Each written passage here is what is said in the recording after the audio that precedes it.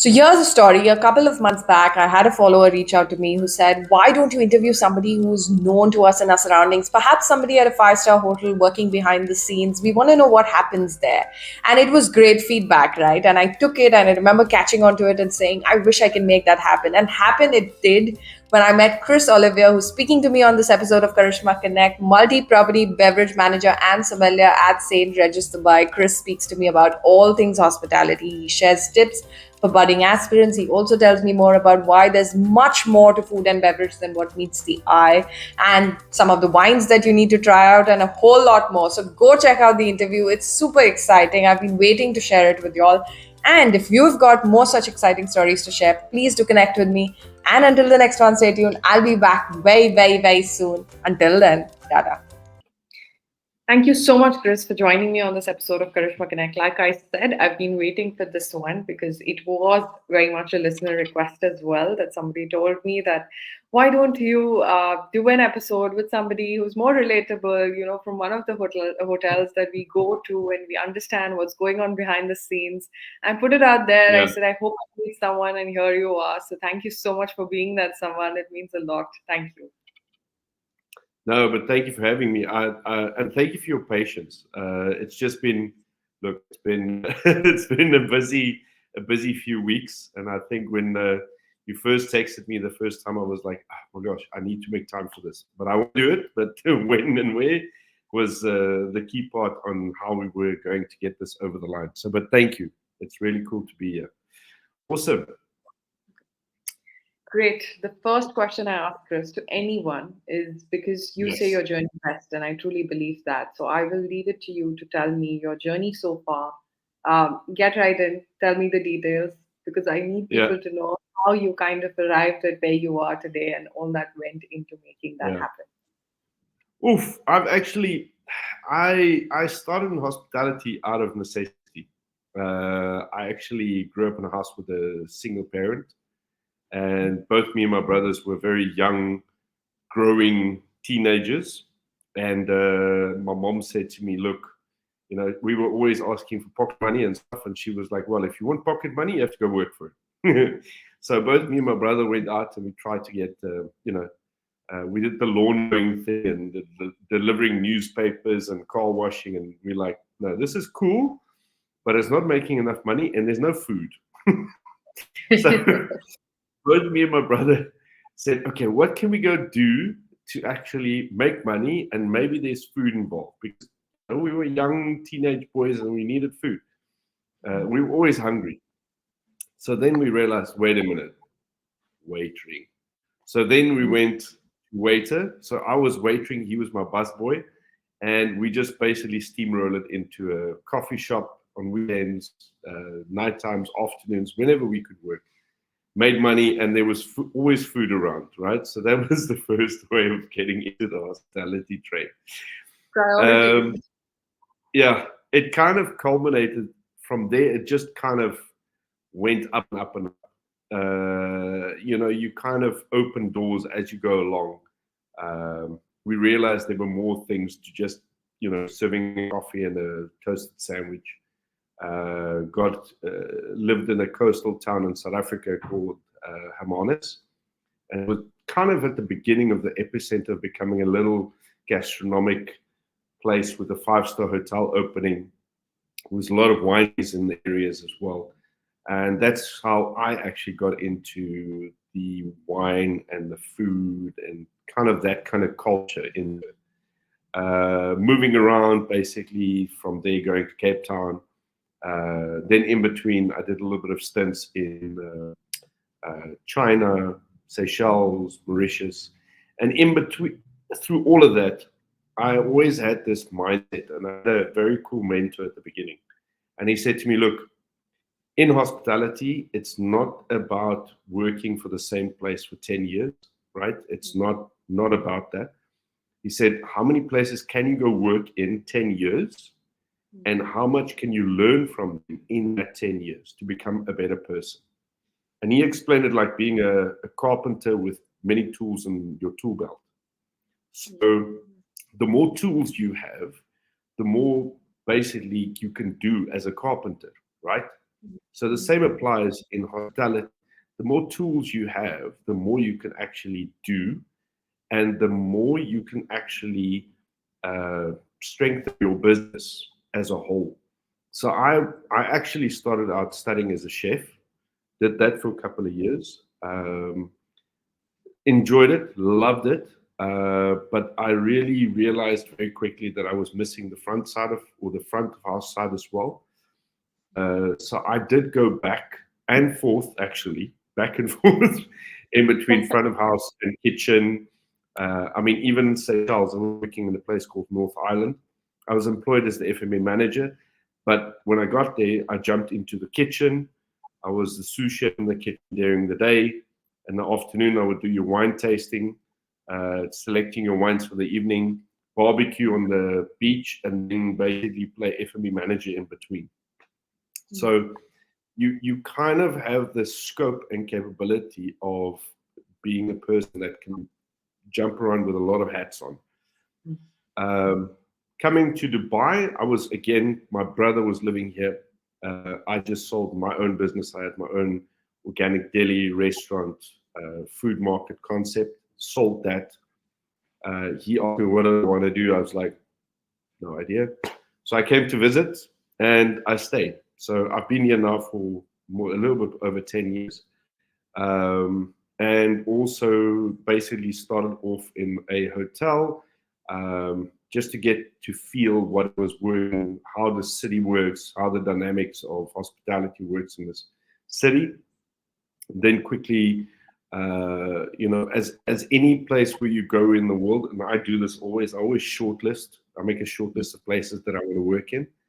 And one of them was Grosvenor House. I quickly got into Grosvenor House, worked there for a total about 6 years. Ended up the director of beverage, entertainment, and promotion. Also looked after the wine program for the hotel as well. And then, as life takes us, through the whole journey of the pandemic and everything as well, I ended up, getting to the St. Regis downtown Dubai, where I'm now a multi-property beverage manager and sommelier. So I look predominantly after things that are liquid things in the hotel.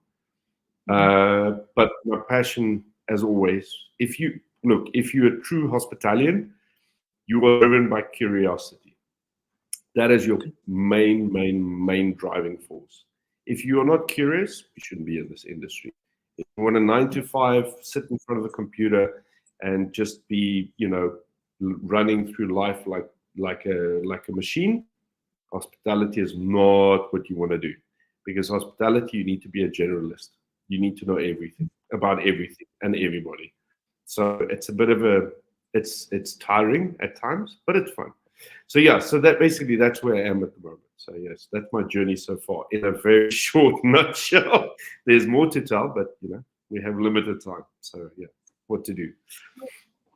I'm sure we'll cover it over the next couple of questions, but there's a point there that you made that it is very much lifelong as well. Would you say, because you, after so many years of experience as well, feel like you've known everything because it kind of evolves, right? Like the pandemic gave it. That would have been another set of different Yeah. learnings that came.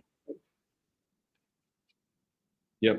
Look, I think the industry is ever changing. It's one of those industries that obviously there's a lot of things that's been happening, especially in the last 2-3 years. That's been very much driving where hospitality is going now. Everybody is talking about AI. Everybody is talking about social media. But at its core, what is hospitality? It's how you make people feel. Yeah. So I don't think the human touch will ever go away. I think what we need to focus on is really on the why and the how of you make people feel. The how is always for me key because it's not what you do, it's how you do it. You can open any bottle of wine and pour it. Anybody can do that. I can teach anybody to open a bottle of water or a bottle of wine and pour it. Go through the motions, right? But it's how you do it.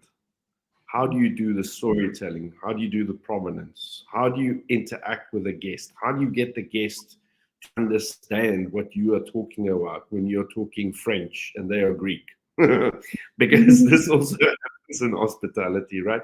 We talk about all kinds of beautiful ingredients, and then you just see this like veil in front of Yeah. people's faces. Yeah. Like the key part is how do you get people to connect, right? Mm. And that's the how, firstly. Mm. So you need to be a very good marketeer, or public relations person. You need to be a very good storyteller. And I think, yes, everybody is talking about, storytelling you do on social media. That's why it's always funny to me when people say, oh, but I'm very good on stories, on Instagram. And then I look at the Instagram and they're just reposting everybody else's stories. And I'm like, that's great storytelling. Uh, but you need to be a person that can convey a good message. So public speaking, these kind of things is very key important. Um, and then the why. The why again is it's also kind of like it's similar to the how. How do you make people feel? Why do people want to come to your place? Why do people want to be with you? Why do they want to interact with you? What makes you more interesting than the bartender around down the road, right? What are you doing that's different, with, say, a sustainability angle or you focus on something that's a little bit more organic, or you focus on things where you want to do more entertainment side of things. So this is for me the key part now when it comes to hospitality.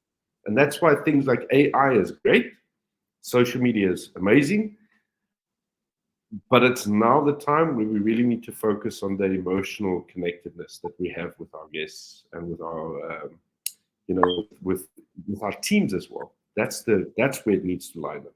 We need to be more on the floor, connect with people on the floor, not just be a jacket, put it on, and go like, "Oh, I'm manager now." It's got nothing to do with. Nobody cares. At the end of the day, it's about how you make them feel. That's important. Yeah, very true. Do you think that is the reason why, of late, there's been a lot of emphasis on experiences and people seeking experiences quite actively? I think so, yes, because look, it's also where we are based. I think there's been an immense focus on the entertainment aspect of hospitality, right? I'll tell you this. When I got to Dubai, I'm from South Africa. So for us, the kind of focal point when you go to a restaurant is the food and the beverage and the people. That's it. Mm. The entertainment side came later. But when I got to Dubai, it was the first time we were walking to a restaurant. And, I've always had this dream to work in a place like Buddha Bar or something, because I love that kind of concept as well. But when I walked in, and there was so much emphasis on the entertainment aspect, right? That to me has been something that's been very big in Dubai. That's And it's right. just escalated in the last few years. I just think we need to be careful on the sense of creating entertainment for the sake of being just in the background. It becomes background noise, but then it's boring, right? Where true entertainment really takes a diner on an experiential path, whereby they're experiencing something, and it needs to give them. It doesn't need to be a wow effect. It just needs to give them that, like, wait, did I see right? Or, just that little bit of a distraction. It's almost like, it's what I call the butterfly moment, right? You walk in nature, you're walking along, and all of a sudden you just notice there's a beautiful butterfly. And you're like, wow, that's cool. Okay. And then you go again, and then oh, that's another butterfly. Beautiful. That kind of just singular moments that kind of puts things into a different environment. I think there's places in Dubai that really gets it right, but I think there's also a couple of places that just taking it to another degree, where it's like it's unsustainable. You cannot sustain these restaurants. This is the problem in the long term. And I think the rest of the world, if you look at other places where they do these kind of things as well, like Las Vegas, Miami, uh, these kind of places, they are really struggling to keep up, and they need to spend millions, right, on Mm. entertainment, marketing every year, and it just there's no more focus on what we're really there for. When people Yeah. choose restaurants, they don't choose the Mm. restaurant for the entertainment. They choose the restaurant for the food first, Right. right? Yeah. If you feel Right. like Japanese food, you're not going to go and sit and eat Italian Very good. because that's what you're in the mood Yeah. for, right? That's the main. Yeah. So let's get back, right, to what it's really all about. Let's focus on the food parts first. And I think that's why things like, for instance, like Michelin and Gozelo and all these little kind of, well, not little, big institutions has come to Dubai and recognized, food restaurants first. If you take the top 20 food restaurants on both those lists, two, there's entertainment. The Yeah. rest is all Right. food driven. Food Yeah. concepts, local concepts. The entertainment restaurants are not even featured in the top 20. If you take the UAE top 50, I think there's one restaurant, Which one? one that has an entertainment element. The rest are all based on what the food is. So I think it's going to change again, but that's kind of what the trend has been now, which has been very Right. interesting to see. Which also brings me to my question, and this comes from a personal because long back I had written a thesis around how food was such a big tool in literature to kind of communicate the struggles of the diaspora. And that's when I realized, as a process of writing that thesis, that there is so much more than what meets the eye to food. Yes. Like it's anything but just a form of consumption. And like you just said, you have your entire life around it. Go ahead. I don't even want to ask my question. You're already wrong. Go ahead. It's no, it's such a tough question. No, it's not a question. It's again, look, I think food is the one thing that actually truly can unite people. Yeah. Honestly. Yeah. Because even in any situation in the world, right, wherever you are, you need to sit down and have a plate of food to sustain yourself.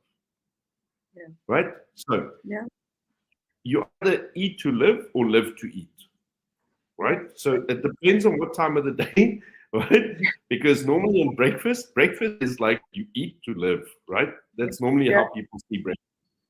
Yeah. Yes, it's a social gathering, but it's more that kind of mental mindset, right? Breakfast and lunch. But when you get to dinner, it's kind of like you live to eat, right? You want to, then it becomes a social aspect. And True. I think this is where we really can make food the center point of what you want to get people to understand, because food, right, Mm. connects you via cultures. So Mm. for me, it really is something where food and the differentiating things of culture can bring us so much more together. I come from a country where we have so many different nationalities, so many different cultures, but the moment we sit down and have a plate of food, we are the Mm. same. We're humans at the end of the day. Doesn't mean anything else. Doesn't mean skin color flies out the door. Uh, wherever you come from doesn't matter. It's just you're having a great plate of food together, and you can talk about life right now. And if you then, in that moment, can share our cultural differences with each other to understand why we are different, why not even better, right? That's Yeah. why for me, I love to try new restaurants that Mm. are very traditional, and I love to try restaurants that goes a little bit like far out. Yeah. But cultural restaurants first, because that's where you learn more about people, and you could just. I love doing this. You sit in a restaurant, you go alone, just sit down with a plate of food and just watch. Just watch people and see Yeah. what they're doing. I did this the other day. I was in a Korean restaurant. I Huh. walked in, place was packed. I walked Mm. in, I sat down. Well, first, hostess, just you, sir? I'm like, yes. And she was like, really? Just you? I'm like, yes, just me. Sat down and literally ordered 2 dishes, and I was watching people. And that's how I realized that the food was good, because it's a Korean restaurant and 50% of the place was filled with people that were Korean. Amazing. Mm. But then you understand that the food is right, right? Mm. So food is the common communication tool that we can utilize to get people to connect with each other, that we can learn more things about life. Because, look, I was a chef for almost 9, 10 years. One of my food heroes. That if ever somebody asked me who would you sit and have a table of 10, who would you ever want to sit and have dinner with? And one of those people I would love to sit with is August Escoffier. And he lived the early 1900s. And he was the guy that basically wrote the food Bible called La Rue Gastronomique. It's a book like this, like Mm. it's massive. And I Fascinating. read it at least once a year. It's a beautiful, beautiful book. I read the old version that used to do recipes, not recipe for two, recipe for four, recipes for a banquet for 150 people. So the recipe quantities are like massive. So this is Mm. pre-60 when the book was still doing that. Mm. And he was known as Le Roi de Chef, Le Chef de Le Roi. So it means the king of chefs and the chef of kings. And he used to cook for the best people in the world. And even on his deathbed, this guy wrote the food Bible. Even on his Mm. deathbed, he said, I still don't know anything about food. If a guy says that, like that, on his deathbed, then who are we to judge that, right? It means, from a cultural aspect, coming back to that, Mm. there's for us so much to learn from each other when it comes to food. And you should never say, oh, I don't want to try that. You have to try everything at least once. At least once. And if you're not sure, try the second time. You'll be very pleasantly surprised. So, yes, food Yeah. is a connector. I love it. I don't think there's anything in the world that makes people connect better than food. Very true. And there's so many possibilities out of it. Like there's so much. But then tell me, in that so much, where do beverages fall? What is the value of beverage in that ecosystem? Look, in the ecosystem of, let's say, and I'm just going to talk about Dubai as an example, right? Because Dubai is a duality. Non-alcoholic food scene for me it's exploded in the last few years, which I think is super amazing. It's really, really good. The beverage side of things also plays a very big role. It doesn't need to be alcoholic. This is the key part that people don't understand. Look at the boom of coffee in the last 4 or 5 years in Dubai. Yeah. Coffee is exponentially grown Yes. because it's such an amazing beverage, right? It is a beverage. Mm. Um, Even though it's full of fiber, it's amazing. It's still a beverage. So, tea is a beverage, and it's another like black hole that you can go into, and it is an amazing thing to go down to. But then you also, go down wine, go down spirits, look at the whole cocktail culture that has exploded in Dubai. There's a massive focus on beverage in the city. And I think it's been really good for the city because we've really needed to wake up at a stage. When I got here, Dubai was really like, on the cocktail scene, we were like 5 or 6 years behind the time. On the wine scene, we were like 10 years behind the time. It was a joke. We've grown a hell of a lot in the last few years. I think we've seen a lot of sommeliers come online, which has been very good. We've seen a lot of young sommeliers coming into the city, which is amazing. We need the fresh and the new blood to come into the city. You've seen a big growth in the bar community. You've seen the explosion of mixologists with top 50 bartenders in the world Yeah. coming to Dubai. All of a sudden, we have top 50 bars in Dubai. Mimi Kikuchi is one of them, which is amazing. Have to go. Um, you know, you, there's just so much on the beverage scene as well. So, again, food connects you from a cultural standpoint, where I feel beverages can actually connect you more on a social standpoint. Because food, you need to eat, right? And you go for what you feel like or what you know. Beverage, you can actually go into an unknown spectrum. You can walk into a place and not have a clue what you feel like, right? And walk in and go like, I have no idea. And then hopefully have a waiter or a sommelier or a bartender or a mixologist that's going to go, you know what? Have you ever tried a bijou? Have you ever tried a Negroni? Have you ever tried the Saturn cocktail? Let me tell you about this cocktail. Or on the other side of the spectrum, in my universe, where I love to go, is the wine side. Right? So, have you tried Sauvignon Blanc? Have you tried Chenin? Have you ever had a grape called Ferment? Have you ever tried a red wine from Sicily? You know what I mean? So then again, you're opening up, and this becomes then a social conversation, which is completely different. But if you know how to do both, the food and the beverage, amazing.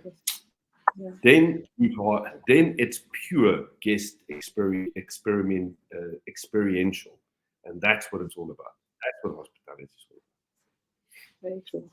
And I got your contact from a lady who's pretty much, according to me, driven a huge part of that narrative of non-alcoholism in the UAE, and that's Erica. I think I told her this as well. I am Yes. not a drinker myself, and I Yeah. told her that if it truly drove change at one time to see this. I think it was October when she has her campaigns around Yeah. it being the dry October, and I told her, I said, that's how I kind of felt so good, because it's true. At one point, conversations used to be around the fact whether you do have alcohol or not, and it wasn't just about. Uh, there's a very thin line. This is my personal observation. Wine tasting is a thing, and it has an entire Mm. science behind it. But Yeah. people used to rarely see it for that, and that's where the craft behind it was something that I felt isn't as acknowledged. And with her, when I was speaking, this is what we were talking about, that there's an entire science behind these things that goes into it, and what makes it meaningful and what has much more power to it. But people used to deduce these things to just the effect of it. And I truly feel like she's managed to bring that impact out. But what do you feel the on ground reality is? Look, first and foremost, let's go to non-alcoholic. Mm. I think I look, whoever in this city right now, if you in hospitality, you still tell me that non-alcoholic, why should I do that? You are sleeping in frog's pajamas every day. Sorry to say, you are lost. Season 5, because non-alcoholic sphere is the future of beverage at the moment, because you can have almost every single alcoholic experience that you have these days, be it cocktail, be it spirit, be it beer, and be it wine, and especially bubbly as well. You can have non-alcoholic experience. So for me as a som, it's been amazing in the last 3 years. I've even put a program into my own property, which I call the Gentle Bar, right? So the Gentle Bar is everything that's non-alcoholic. We've gone from 3 spirits to like 9 spirits in the space of like weeks. We're offering so many non-alcoholic beers. We're offering non-alcoholic champagne, non-alcoholic bubbly, non-alcoholic white wine, red wine, everything you can think of. We don't even like when I started out in Dubai, when you did non-alcoholic drinks on the wine or on the beverage list, it was a mocktail, right? And all it was the creativity of the bartender putting the coolest juices together, Yeah. right, in a glass, which we all can do. It's not difficult, right? my favorite, you orange juice and then you put a little bit of tonic water on top. Wow. Amazing, right? Great experience. No, I'm joking. Look, that was another time. But now we have the scope. We can play with so much. We can do so much. If you do drink alcohol, don't go drinking for quantity. Drink quality, right? Drink something that's really going to be worth your while. You have 27,000 days on this planet, right? There's Yeah. 27,000 wineries in France. You do the math. If you do one bottle of wine per day for the rest of your life, you can only drink France. There's the rest of the world. So make it Yeah. count. Simple, Yeah. right? Yeah. That's it. So if Very you true. want to have alcohol, that's fine, but make it count. Make it quality rather than quantity, right? Mm. Drink less, but drink better. That's what I always say. But in a 7 day week, I'll have 2 days a week, or maybe three, depending Mm. how hard the week was. And I might have alcohol, right? The other 4 nights of the week, I'm not going to have alcohol. So what do I want to drink? Do I just want to drink juice of the earth, which is great? Love water. I have no problem Yeah. with water. But sometimes I want to have something creative. And then if I do go to outlets, I love it when they have these creations that are done with these ingredients, because then I can go like, you know what? Let me have a non-alcoholic Negroni. Let me Mm. have an Americano non-alcoholic, a Garibaldi non-alcoholic, right? Let me have a Yeah. non-alcoholic gin and tonic. Why not? You have champagne non-alcoholic on the menu. I'm gonna have it. I am that guy. I would love to have it. I Yeah. don't mind as well. As long as there's the value for money ratio, I'm happiness. True. But something that we need to really, really emphasize, and I'm sorry to say this, but the restaurants that are in this top 50 restaurants, Got Me Low, Michelin star guides, they they don't have a very good non-alcoholic program so far, Mm. because they focus on the food, which is great, and that's what it should be. I totally agree. But the revenue that you're losing, that you're missing out on the non-alcoholic program is so huge, right? Yes. In a restaurant, honestly, a freestanding restaurant, 5 to 8% return on investment over 2 years. I Mm. can leave my money in the bank, it's safer. Whatever that can make me more money or generate me more revenue, that can add value to the guest and get me more guests through the door, I'm going to try. Honestly, that's why for me, non-alcoholic scene is amazing. The non-alcoholic scene at home is even bigger. It's massive. The amount of Mm. people that I've to where I've seen people living in villas and all these kind of places, and you visit them and they go like, "Oh, I'm just drinking this because this is what I can find," and you're like, "Wait, let me show you a website," Yeah. and then you show the drinks dry, and they're like, "No," I'm like, "Yes." Massive what you've done. Huge. But it's brilliant. It's something that, and this is where I take my hat off to Erica. It was so needed, and the time when she started was so good. And now it's just, come on, people, let's support that. Let's get more into this non-alcoholic scene, even at home, and experiment at home. You don't have to be a mixologist, please. You don't have to be an expert. There is tons of recipes out there. Try, and if you're an alcoholic drinker, try and buy the items that you can drink your alcoholic drink, but non-alcoholic at home. If you like a pina colada, then try and Mm. make a non-alcoholic pina colada. That's how you start. It Mm. was like me. I love Negroni. So what did I do? I bought everything that I could find and put my hands on that I could actually do non-alcoholic Negroni at home. Mm. And that's how the penny actually dropped. I must be honest, there was a couple of things that I actually made myself because I'm a chef. I was lucky in that regard because I couldn't find it in the market. But now we don't have an excuse. Now the market is beautiful with all the items that you can get in the I love market. So it's, yeah. Have you over the time also noticed preferences towards, say, for example, a wine? be different from different people? Like, do different people prefer different wines? Have you Yes. noticed something like that over time? Yes. Look, wine is a very subjective and objective thing. Meaning that sometimes people drink objectively, meaning they drink what everybody else is drinking, right? So somebody's drinking Sauvignon, all of a sudden everybody's drinking Sauvignon on the table, right? Or Pinot Grigio or whatever. But then there's also subjective, meaning you drink according to what you taste or what you feel you like. Mm. For me as a sommelier, um, my main aim in life is to be a little bit of a disruptor.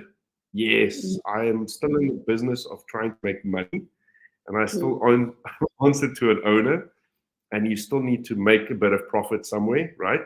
So I Yeah. can't just, put things on the wine list that I love because, you know, it's going to be, I'm not going to be that successful. I'll probably be 70% successful selling Yeah. everything, but there's going to be 30% where the crowd in Dubai maybe is not ready for it, or they're going to go, no.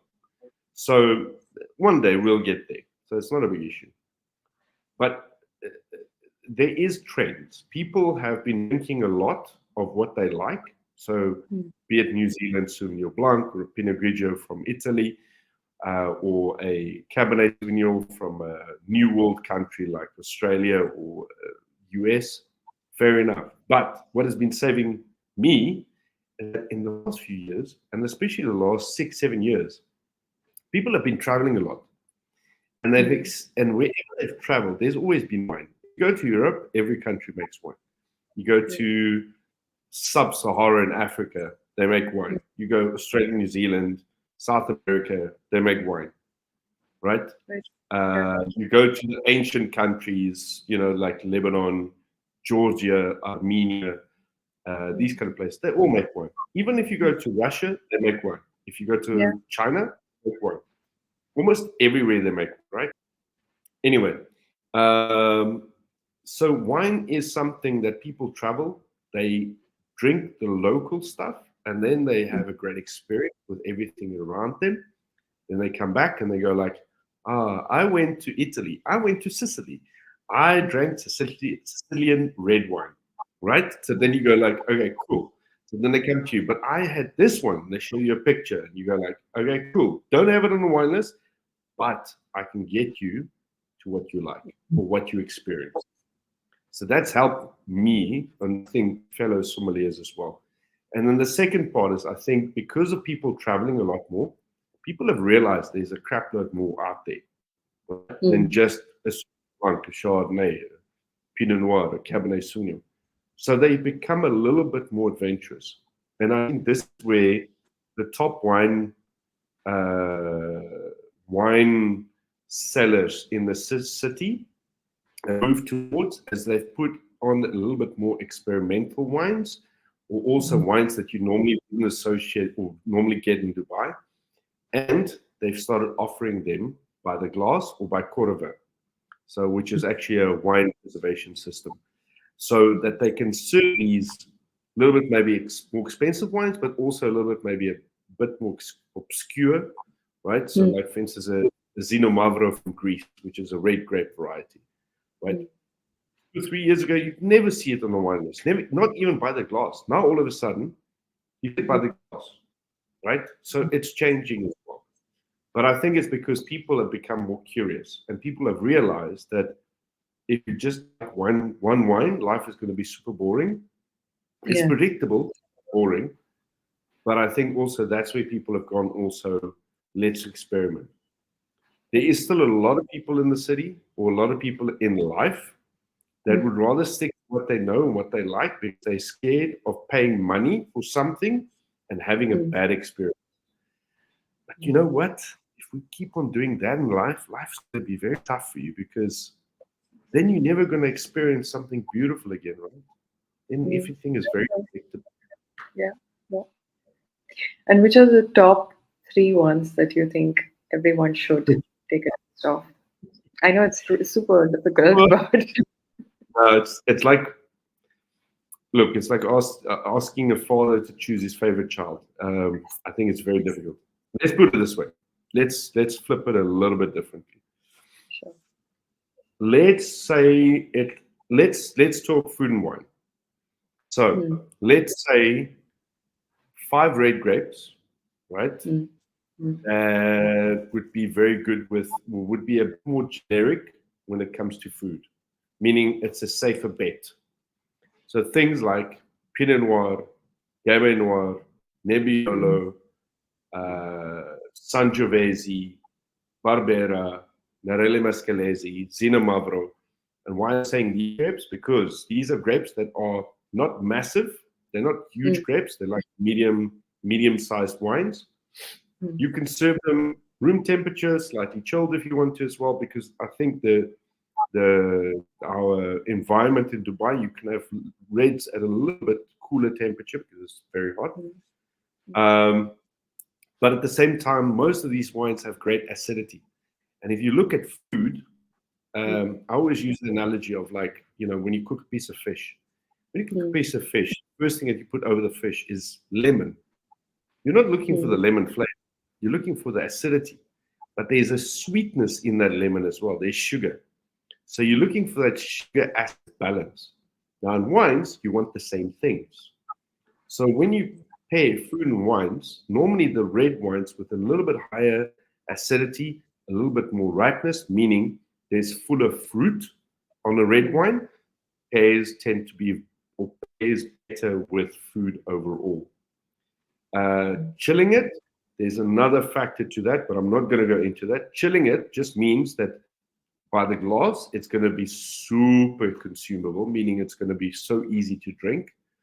mm, With food, you might need to warm it up a little bit. When it comes to white grapes, mm, similar things: sugar acid balance. mm, So I call the sommelier's catnip grape mm, is Riesling, right? And everybody, when the moment you say Riesling to a consumer, they go, "It's sweet," and you're like, "No, Rieslings are not sweet. Only 2% of total Rieslings produced in the world is made sweet, meaning it tastes like a dessert wine. The mm, 98% that is the rest is made dry, or it has the perception of being dry. But because of the sugar acid balance, that wine can go with almost everything. That's why people like to put Riesling with spicier foods because of mm, that sugar acid balance, right?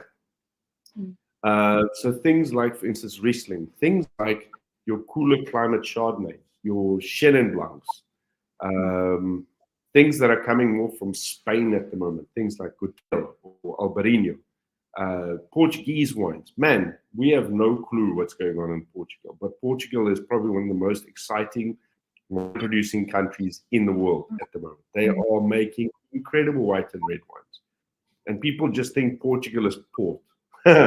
This is beyond like mind bending. And then obviously there's also now the older world countries like Georgia and Armenia. They make Mm, incredible wine, crazy yeah. wines. Um, I was in Armenia in October last year. It changed my viewpoint on what ancient grape growing areas are doing at the moment. And we are Mm, fast asleep when it comes to. I would love to see Armenian wines in the wine lists here in Dubai, but we don't have any of them at the moment. We have yeah. wines, but literally two producers. Right. Yeah. So not it's not enough. We need more. We need more of these in the wine. So yes, that's why I say if you ask me three, no, it will take me 20 minutes to tell you what to drink. It's almost easier to ask me what not to drink. One of the things that I've noticed is this whole growth of customer experience, especially in the Mm. tech industry right now. And I'm kind of diverging, but if you see, so I'm actually bringing it back to hospitality, wherein I believe customer experience or CX or UX or whatever Yeah. you call it kind of actually has been the bread and butter of the industry for so long. What are some of the interchangeable skill sets that you think hospitality can, that other industries can kind of learn from hospitality or Mm. commonalities between the two? Oh. think, look, I think there is a part of this guest experience part, right? That I think other industries can learn from. I think the first thing is that we need to understand that hospitality is driven by emotional intelligence, right? And I'll explain that very quickly. My my my inspiration for hospitality or emotional intelligence in hospitality was my grandparents. And why? When I used to go visit my grandparents, they were ultimate hospitalians, right? Mm. You drive grandfather, grandmother and grandfather, they were living on a farm. Mm. So when you drive into the farm, the first thing that happens, my grandfather's standing outside waiting for you. When you climb out, the door's being opened, right? You climb out, gives you a big hug, makes you feel special, happy. There's dogs running around. There's everything happening on the farm. My grandmother's already standing at the door, waiting for you as well. Big, hug. It was like that. It wasn't a barrage, but it was just that ultimate total user experience where you walk in and your grandmother would like, you look so thin. Come, sit, eat, drink.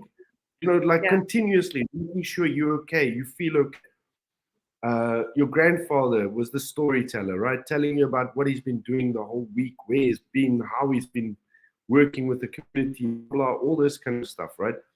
And continuously, food is just coming to the table, drinks are just coming to the table. Even at the end, your grandfather's taking you on this tour, showing you things. Your grandmother's like, oh, we saw this, look, the bird had a baby, blah, blah. And then even when you leave, your grandmother's always giving you some sort of a bag of Yeah. cookies or something to take you as a gift, to take with you. Yeah. That to me is the fundamental of hospitality. That's how I see hospitality. Now, if you look at how other industries, and especially the tech industry, everybody is trying to sell you something, right? It's the ultimate salesmanship these days. Everything Yeah. is about salesmanship. But the the the the the, the user interaction and also the actual almost like that white glove marketing feel where it's that very personalized one-to-one feel is something that is going to be the key driver, I think, going forward in the world these days. If you're just going to be, if you just feel like you're just another number, you're going to lose all business. I can tell you that. And I think if you make people have that personalized experience and coming from more of an emotional side of things, it becomes better. But then this is where AI comes in as well, because AI, if you look at where AI is going now, with the whole kind of like try and become your best friend almost, manages your life for you. And I think that integration is becoming a very exciting place in the whole tech industry and also social platforms and marketing and all these kind of things. Where that kind of connectedness, where it's going to be more emotional. It's almost like you're going to have a best friend in your pocket with Yeah. your phone. It sounds strange, but you're going to have that kind of experience more and more. And I think where the human aspect comes in, we're going to have to become more choice driven. Unfortunately, we're going to have to make more choices in our lives. And we're going to have to make a choice of, are you going to be part of it or not? But then also, are you going to be the person that wants to have human interaction, right? Or you want to stay online? There's going to be a lot of different things that's going to happen in the next few years. I think it's an exciting time to live in our industries. Um, but when it comes to the user experiences, I think more and more we need to go back to what is true hospitality. And that can be a yardstick, right? A measurement tool for any company out there on how they treat their staff. First, staff. Secondly, guests. And then shareholders comes, right? And those companies you will see become more successful. If you're chasing revenue, if you're chasing money these days, I can tell you now, look what happened to Boeing. It's a good example. Boeing is falling flat on its face because all they were chasing the last few years has been money. Nothing to do with humans. Zero. Absolute zero. You look right now and you go like, that makes sense, right? So it comes back. Always need to have that human interaction. Always have to have hospitality. What do you do to make people feel different? The why and the how. That's what it's all about. But my last No, question to you, yes, tell me. what is that one thing you would like to tell aspiring sommeliers of today? Hmm. It's very simple. Do not try and be the big cheese immediately. Do not try and be the boss. Do not try and be the manager. Look, as I said, in a lifetime, you have 27,000 days, 4,400 weeks, right? Take good chunk of those weeks and just learn. And go learn from the people that are the best in the trade. Go become a person that's going to become a sponge for the first 10 years of your life. Those people, I can tell you now, and I've seen it now from years of experience in this industry, those people that want to do the quick growth, they climb out of the industry because they see it's like climbing Mount Everest, because they see the mountain and they go, oh my gosh, this is big, it's too much. Or they have the other experience where they climb Mount Everest, and as they just get to the next, they think it's the peak, and then as they get there, they look up, and then there's Mount Everest still. So they kind of realize, because in this industry, in being a sommelier, when you know very little, you think you know a lot. But when you start learning a lot about the wine industry and about being a sommelier, you actually realize you know very, very little. And this is what I look, I look after, me and a partner of mine, we look after a couple of things in Dubai that people might not know. One of them, one of the biggest wine communities in Dubai, and specifically one of the biggest junior sommelier communities in the city. That's called the Flight Club. Not Fight Club, flight, meaning a flight of wine. That tasting of multiple glasses and we do blind tastings is called a flight, like a plane. So we do Flight Club. We have a educational, every Sunday morning, 10 o'clock, we taste with all the people that are, or some people that are studying DIPSET, meaning Diploma WCT, which is like the fourth level, or Advanced Sommelier, or Masters of Wine, or they want to become Master Sommeliers. We do a training school every Sunday. We do 48 Sundays a year, me and Alex, which is crazy. It's amazing. We do multiple other master classes. We train from entry level to experience to expert level. Even this morning, me and Alex, we did a quick wine tasting session with each other, where we were challenging each other. What is in the glass, right? It's fun. It's part of who we are. We didn't drink. We were spitting, I promise. Even though it was 9 o'clock in the morning. But it's fun, part of who we are. We challenge each other that way.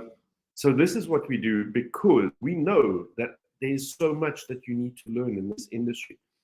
It can become very, how can you put it? It becomes a very big mountain to climb very quickly. But like my grandfather always said to me, how do you eat an elephant? And you eat an elephant bit by bit. cannot eat the whole elephant. So need to start small. But first things, go learn and work from the people that you think are the best in the industry, and go work for free. You don't have to get paid for it. They will probably pay you, right? Being nice people they are, they will probably pay for you. When you go learn from them, don't go and sit with them and ask them about wines, specific wines. That's the wrong way to approach any of these sommeliers. Take the wine list, take the inventory sheet, and for the next 6 months, go count the bottles every single week. Why? You learn what you have on the wine list. You start thinking of why are these wines on the wine list. Then you can ask Big Cheese, why did you put this wine on the wine list? And then you can actually get to know everything about this wine farm and this estate and this wine yourself. There's no more excuse. Google is our friend. Yeah. Right? Every single informative piece of information you need on wine is online, guys. It is there. You have right there. no. When I started in the industry, you had to be book smart.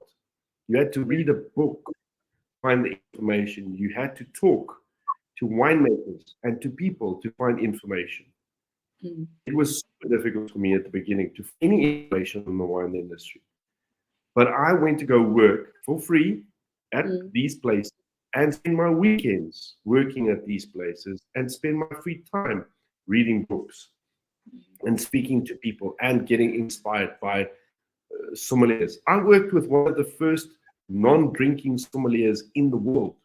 He was certified as a sommelier, right, by smelling a wine. And he passed his certified exam. He passed it. And I got trained by this guy. Because why? Because I wanted to train in a different way. He had a French sommelier as well, a lady and a guy. And I learned 10 times more from the lady sommelier, Tatiana Mercetu. She was incredible. She still is incredible. I learned a crap load from Bashir, who was the non-drinking sommelier. The other sommelier was like, you need to learn. I was like, okay, cool, no problem, dude. Whatever, you be you. Hashtag you be you. But you go learn from the people that you want to learn, and there's no excuse. Study everything. But also humility. Humility costs nothing. When you think you know something, you know nothing. There's a very fine line between confidence and arrogance. Yes. You need to know what is the difference. And as a sommelier, to become confident is more difficult than becoming arrogant. Because when you're arrogant, you think you know more, or you're the most clever guy in the room. You are not. There's always somebody that's going to be more clever than you at that moment. Might not know more than the subject than you. At that moment, somebody will ask you a question, and you'll go like, you have no idea what they're talking about. So humility costs nothing. So that's what I would recommend to aspiring new sommeliers jumping into the trade. And don't think you're going to make it big in the first 2 years. If you are a head sommelier, if you start out as a sommelier today, as a trainee sommelier, you think you're going to be a head sommelier. If you are in a head sommelier position within 2-3 years, you are wasting your time. Because I can guarantee you in 5-6 years from now, when people actually ask you about stuff, you're going to be lost. Become bulletproof from day one. That's it. Very simple. And this can be applied for every trade, not just being a sommelier. That's what I was Every going to trade. say. Even when I was a chef, one of the key reasons why I climbed out of the chefing industry is because everybody wanted to be Jamie Oliver. Everyone wanted to be that chef, but they couldn't cook an egg. They could not even boil an egg. I had one chef that was a sous chef, walked up and said, "How long does it take to boil a soft egg?" And I was like, "What are we doing here?" So yes, so that to me is like key. Yeah. So that's it. So that's flavor. adaptable across industries, what you just said. Yep, it is. It is. And look, it's I live, eat, sleep, and breathe hospitality. Mm. I love food. I love wine. I love people. As you can see, I I'm not scared to speak to anyone Yeah. because there's nothing to be scared of. Even if a Yeah. person treats you like crap. Look, also the one thing I want to highlight, just one thing, it's a very very quick thing, and I think Yes. people need to know Right. outside hospitality. Hospitality is the most thankless job on the planet. Nobody will ever thank you. Never, nobody will ever give you support. The amount of people that struggles with mental health in this industry is immense. They don't know it. They don't know it, but it presents itself as a PTSD or a form of PTSD. You see it in people. Mm. You have, I've seen it so many times that you have waiters that step onto a floor and they're the most amazing people on the planet and they get treated like they are slaves because people think it is it's the job you go do if you can't do anything else, which is so wrong. It Yeah. is so wrong. Yes. Muhammad Ali said it the best. He said, when I meet a person in a restaurant, I judge the person by how he treats the waiter. If he Mm. treats the waiter like crap, I'm out. If he treats the waiter with respect, I start listening to him. Mm. And I wish everybody could apply that. It is a very tough job, guys. I would love to see any person that tells me it's easy being a waiter to come. I challenge you, come. Spend 1 week with me, and Mm. you will not tell me the same thing after that week. It is one of the toughest jobs on the planet. And it's thankless. And most of the times, these people have to teach themselves or get Mm. taught on the job or on the floor, right? And it is super difficult to do, especially when you get into the five-star industry. It is not easy. It is a lot of pressure that I don't want to go into, but it is a very stressful job. And I think people need to appreciate the people that are out there.